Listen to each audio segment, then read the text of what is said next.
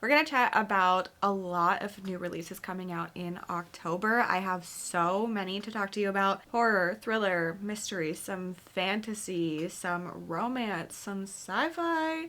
There's a little bit of historical stuff in here. Mostly horror and thriller, but there are some genre blends that I am excited about, and I can't wait to share them all with you. So this month is going to be a little bit different from months I've done previously because I have close to 30 books instead of closer to 20. And I wanted to share all of them with you. So there's like the shortened version of the blurb at the top and then the full synopsis. I think I'm just going to read the blurb to you and then any other thoughts I have about the book. So that way we can talk about even more books and hopefully you find something you love. So as usual, I'm going to start with the sequels that I am interested in, that I have read part of the series for, but I'm not going to tell you the synopsis because if you haven't already read it, you're probably not interested in this one. So I have two this month. The first one is Mate by Ali Hazelwood. This is the sequel to Bride, and this is a paranormal romance with some like fantasy stuff in here. This is a long one. It's almost 500 pages, which I don't know how I feel about that, but this is continuing to follow the human werewolf situation. And the other sequel I am planning on picking up is The Things Gods Break. This is the sequel to the games Gods Play, which is the Crucible series. This is a romantasy series. The first one followed trials with gods, and I had a lot of fun, and I'm looking forward to the sequel. So starting on October 7th, first up we have Herculine by Grace Byron. This is a queer horror book. Manhunt meets Lord of the Flies in this blistering horror debut following a young trans woman after she arrives at the all-trans commune founded by her toxic ex-girlfriend, only to discover that demons, both literal and figurative, haunt her fellow comrades, and she's their next prey. Honestly, I don't like the Lord of the Flies, and most Lord of the Flies retellings don't work for me, but I wanted to share this one because I know a lot of people love the Lord of the Flies, and I have had one Wilder Girls that worked for me, so I think this could be a really interesting story. Next up is The Cold House by A.G. Slatter. When Everly's husband and young daughter die in a car crash, she finds out nothing is quite what she thought. Secrets, lies, and grief collide in this funny, tragic, intimate, and utterly compelling horror novella. Perfect for fans of Rachel Harrison, Delilah S. Dawson, Sarah Gailey, and Sarah Maria Griffin. All very exciting. This seems to be grief horror, which I love. I love a horror novella. I love grief horror novellas. This thing on the cover is really creepy as well. I haven't read from this author, but it sounds really good. Then we have Crafting for Sinners by Jenny Kiefer. This is another queer horror book. A queer woman must fight her way out of a big box craft store run by a diabolical religious cult in this gripping survival horror novel from this author, who was the author of This Wretched Valley, which I personally didn't like, but I definitely want to give her another go. The ratcheting tension and gut-churning terror will appeal to fans of The Cabin at the End of the World by Paul Tremblay, which I loved, and The Ritual by Adam Neville, which I did not. Ruth is forced to stab out one of someone's eyes. Oh, okay, this is going to be gory. Next up we have The Salvage by Anbara Salam. The blurb says it's a gothic literary thriller, but it's also marked as historical horror. This little blurb doesn't say much. It literally just compares it to Our Wives Under the Sea, The Wonder, and The Paying Guests. But it's set in 1962 following a marine archaeologist, and she has gone to investigate this shipwreck that has been found, and she's convinced she's seen a dark figure lurking among the wreckage. Next up is If the Dead Belong Here by Carson Faust. This is a horror with some thriller. It's an indigenous book. When a young girl goes missing, the ghosts of the past collide with her family's secrets in a mesmerizing Native American Southern Gothic. A 6-year-old vanishes without a trace, and this confronts the specter of colonization and the generational scars it leaves on Native American families. It has indigenous folklore, drawing from the author's own family history, supernatural horrors, and terrors of our own making. This cover is really interesting too. I like it. I just realized you can see my ring light over there. Ignore that. Next up we have Keep This For Me by Jennifer Fawcett, a gripping atmospheric suspense novel about a woman investigating a serial killer's connection to her mother's disappearance. For fans of I Have Some Questions For You and Notes on an Execution, the fact that this was compared to Notes on an Execution is why it caught my eye. I really enjoyed that one. A fresh, spellbinding exploration of what we unwillingly inherit from our parents and how one random act can send ripples years into the future. Then we have You Will Never Be Me by Jessie Q. Sutanto, who is the author of the Dial A for Auntie series, the Vera Wong series, tons and tons of other thrillers as well. This is another mystery thriller. When cracks start forming in an influencer's curated life, she finds out that jealousy is just as viral as a video in this riveting suspense. Can anyone really blame Mare for doing a little stalking? Stalking light. Incredible. Next up is Her Wicked Roots by Tanya Pell. I have not read from this author, but I have one on my shelves called Cicada, which is part of the Killer VHS series. This is a gothic horror. In this queer retelling of Nathaniel Hawthorne's classic gothic story, Rappaccini's Daughter, a young woman is lured to a lush estate owned by a botanist who might be hiding dark secrets. Moving on to October 9th, we have Itch by Gemma Amor. This cover makes me disturbed. This book looks so disturbing. Our main character has returned to her isolated hometown, and the tall, dense pine trees are not the only things casting shadows across her skin. She stumbles upon a decaying ant-infested body in the woods, and then plummets into a downward spiral about the victim and her own past, and is battling a growing infestation of her mind and her flesh. This looks like it's truly going to disturb me a lot. Yeah, there are so many ant emojis in this synopsis too.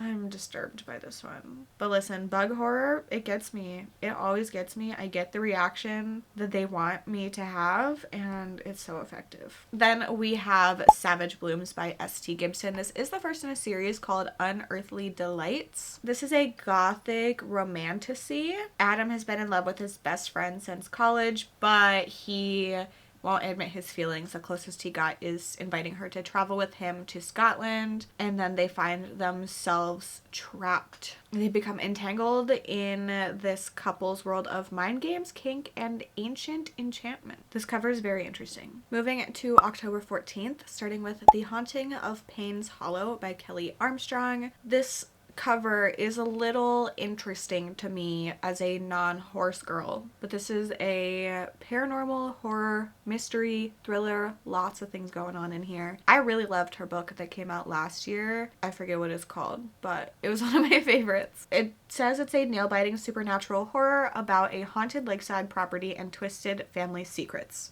So a grandfather dies, and there's a whole situation with the will, and our main character thinks she's not going to be involved because her father was accused of murdering a child at their family's lakefront property. But she goes to the will reading and finds out that she gets the lakefront property, but she has to stay there for a month to be able to inherit it. And her grandfather wants to prove to her that she was wrong about her father and he did not actually kill anybody. I'm a bit confused by the horse on this cover, if we are being honest, but I'm excited for the book. Then we have The Unveiling by Quan Berry. This is a horror thriller. It says it's a genre-bending novel of literary horror set in Antarctica that explores abandonment, guilt, and survival in the shadow of America's racial legacy. Our main character is on a luxury Antarctic cruise, and then a kayaking excursion goes horribly wrong, and a group of survivors become stranded on a remote island. That sounds awful.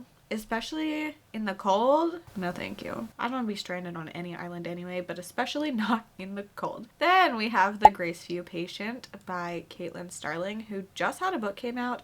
This one, I had no idea was coming out, but it says misery meets invasion of the body snatchers in this genre-bending, claustrophobic hospital gothic. So yeah, it's a gothic horror. Our main character has a rare autoimmune disease that has left her isolated, and she's offered a spot that is fully paid in an experimental medical trial at Graceview Memorial. I'm so excited about this one. I think that the medical horror in The Death of Jane Lawrence was top tier, truly incredible.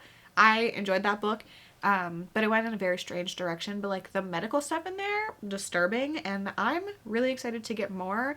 I think this maybe could end up being my favorite from Caitlin Starling. Then we have The Tarot Reader by Finley Turner. A phony psychic vision goes wrong when a woman unexpectedly finds herself involved in a murder investigation. Fans of May Cobb, so this is going to be messy. She lost her mother and father and is doing everything she can to survive with her sister, and then a local politician goes missing, and she sees an opportunity to drum up new clients and get more money. So she submits a psychic vision to the police, and then it turns out that that helped them find the body, and now she's caught up in everything. This is very similar in concept to a book I just read, The Hungry Dark by Jen Williams. I didn't love that one as much as I wanted to, so maybe this one will be even better. Then we have An Amateur Witch's Guide to Murder by Kay Valentin. A wannabe witch tries to break a curse on a clueless client. It says it's a laugh out loud debut. We're following Mateo, who has 99 problems. All of them hinge on the fact that his terrifying and currently missing Bruja mother trapped a demon in his body when he was born. We also have Topher and naive Nepo baby involved. And the more magic Mateo does, the stronger the demon inside him grows and the more he wants to eat people. But this seems to be very funny, quirky, like contemporary fantasy with some horror-ish elements in it. Then we have Boomtown by Nick Stone. This is, I believe, her adult debut. Yes, adult thriller debut about two missing erotic dancers from Atlanta's most notorious gentlemen's club and the woman committed to finding them. There was previously a dancer who went missing, and now someone is seeing a connection between the two of them and trying to find everyone. Then we have All That We See or Seem by Ken Liu. This is a sci-fi thriller, and it's the first in a series called Julia Z. It's his first sci-fi thriller in a brand new series following former orphan hacker Julia Z, as she is thrust into a high-stakes adventure where she must use her cybersecurity and hacking skills to unravel a virtual reality mystery, rescue a kidnapped dream artist, and confront the blurred lines between technology, identity, and the power of shared dreams. I love sci-fi thrillers. One of my favorites. This sounds really, really cool, and this is also a very popular author, so I'm looking forward to this one. Then we have I'll Quit When I'm Dead by Luke Smitherd. In this page-turning, provocative horror novel, two desperate souls attempt to turn their lives around with nightmarish consequences if they fail. It says it's a horror thriller. So these two different people and their predicaments spiral into the unthinkable. They will have to look within to find the true and terrifying answer to the age-old question, how badly do you want it? One has to do with like some sort of fitness thing, and the other one is a musician. Then we have When We Talk to the Dead by Ian Chorau. This is a horror mystery. The island was abandoned years ago, but something dark was left behind, and it's waiting for those bold enough to return. Perfect for fans of Ian Reid, this slow-burning horror novel will sweep you out, and like a churning ocean, before you realize it will pull you under its turbulent spell. I love Ian Reid stuff. I think this will be really great. It's set on a remote, deserted island. She had a whole thing with her mother who then dies, and she is looking to uncover memories about her and what happened to her family. Then we have The Gallery Assistant by Kate Belly. This twisty and sinister thriller follows a New York art gallery assistant reckoning with her past and now trapped in a web of deceit after an up-and-coming painter is murdered. This is a mystery thriller, looks to be psychological. Moving to October 21st, we have Girl Dinner by Olivia Blake. This is a horror thriller, dark academia. It says it's a darkly fun novel about power, lust, and eating your fill as wealthy moms and sorority girls practice a sinister new wellness trend. Good girls deserve a treat. It's an exclusive sorority on campus, and all of them are beautiful, successful. And then we're following a sophomore and then an adjunct professor who both get drawn into the rituals of this sisterhood. I really love this kind of book with like commentary about the beauty standards and the beauty industry. I haven't read from Olivia Blake before, but I'm really excited for this one. Then we have Futility by Nuzo Ono. That is probably so incorrect, and I will figure that out by the time I read it. It's a monstrous, gleeful, bitingly funny tale of murder, body swapping, and bloody vengeance. There's someone that runs a restaurant, a 50-year-old British woman. Both women seethe with rage and bitterness, and when a trickster spirit offers them revenge on those who have wronged them, they cannot resist. Blood-soaked, expletive-laden, vengeance-filled horror story. Satirical, twisty, and murderous. This is bloody, deadly fun. Honestly, this is one of my most anticipated books for the month, for the rest of the year. I have not read from this author, but I'm so excited for this one, and I love the cover. Switching vibes, we have Good Spirits by B.K. Borson. This is a contemporary Christmas romance. It is the time for Christmas books to be coming out. I've seen a couple of them. B.K. Borson has written one of my favorite books of the year, First Time Caller, so I had to put this on this list. It is following the ghost of Christmas past Nolan and Harriet, who has no idea why she's being haunted. This is the first in the Ghosted series. This author really loves to write Christmas books too, apparently. And then we have The Midnight Knock by John Fram. This is a horror, thriller, mystery. It says it's a locked room mystery meets white knuckle horror in this mind-bending thriller where strangers must survive a deadly night in a remote Texas motel. All these people are connected to this woman, and then she turns up dead. Nothing at the break-in motel is quite as it seems. As time ticks away, alliances fracture, secrets unravel, and the guests will not only have to confront the violence of the past, they will need to face the darkness within themselves. Psychological tension, supernatural horror, and layered storytelling pushes the boundaries of what a mystery can be. I love that. I'm really excited to read things that are kind of testing genres. I have not read from this author, but I think he has a really popular book. Oh, The Bright Lands. So I think this one will be really cool.